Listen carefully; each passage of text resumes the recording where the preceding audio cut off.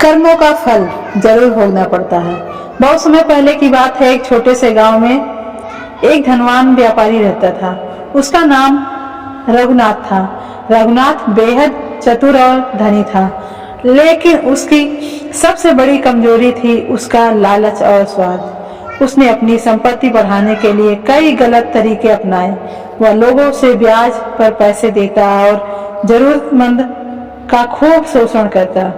रघुनाथ का नियम था कि जो भी समय पर उसका कर्ज ना चुकाए, उसकी जमीन पर संपत्ति वह अपने नाम करवा लेता।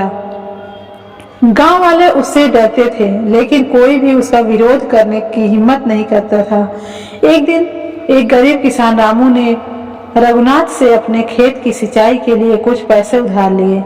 रामू ने वादा किया कि वह फसल कटने के बाद पैसे चुका देगा, लेकिन दुर्भाग्यवश उस साल बारिश नहीं हुई और रामू की फसल बर्बाद हो गई। जब रघुनाथ ने रामू से पैसे मांगे तो उसने अपनी मजबूरी बताई। रघुनाथ ने उसकी बातें अनसुनी कर दी और उसके खेत को अपने नाम पर करवा लिया। रामू और उसका परिवार भूखों मरने की कगार पर पहुंच गए, लेकिन रघुनाथ को कोई दया नहीं आई। कुछ समय बाद गांव में एक साधु आए। साधु ने गांव वालों को कर्म और उनके फलों के बारे में उपदेश दिया। उन्होंने कहा, मनुष्य जैसा कर्म करता है वैसा ही फल मिलता है। अच्छे कर्मों का फल सुख और बुरे कर्मों का फल दुख होता है। रघुनाथ ने साधु की बातें मजाक में उड़ा दिया और कहा, कर्म का फल कुछ नहीं होता। सफलता मेहनत और चतुराई से मिलती है, न कि किसी अदृश्य शक्ति से। साधु मुस्कुराए और बोले, समय सब कुछ दिखा देता है। यह कहकर वे वहां से चले गए। कुछ वर्षों बाद रघुनाथ का व्यापार अचानक ठप हो गया, लेकिन लोगों ने उससे पैसे उधार लिए थे और दिवालिया हो गए और कर्ज चुकाने में असमर्थ हो गए। रघुनाथ का पैसा डूबने लगा। इसके अलावा जिन जमीन को उसने हड़प लिया था वे किसी कारणवश बंजर हो गई। इसी बीच एक रात रघुनाथ को सपने में वही साधु दिखाई दिए।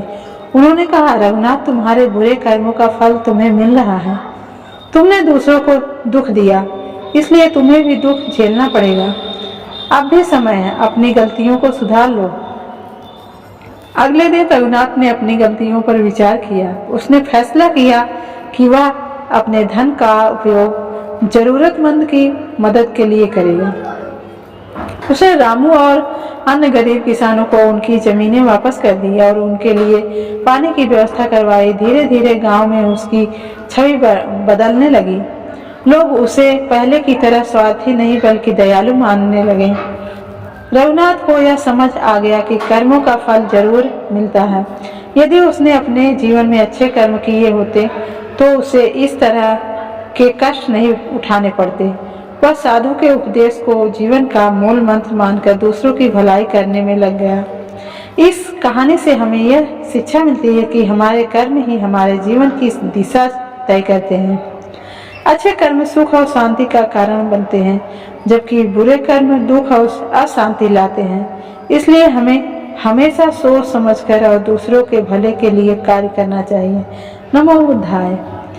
आशा करते हैं हमारी ये कहानी आपको अच्छी लगी होगी। हमारे इस चैनल को सब्सक्राइब करिए और वीडियो देखने के लिए धन्यवाद।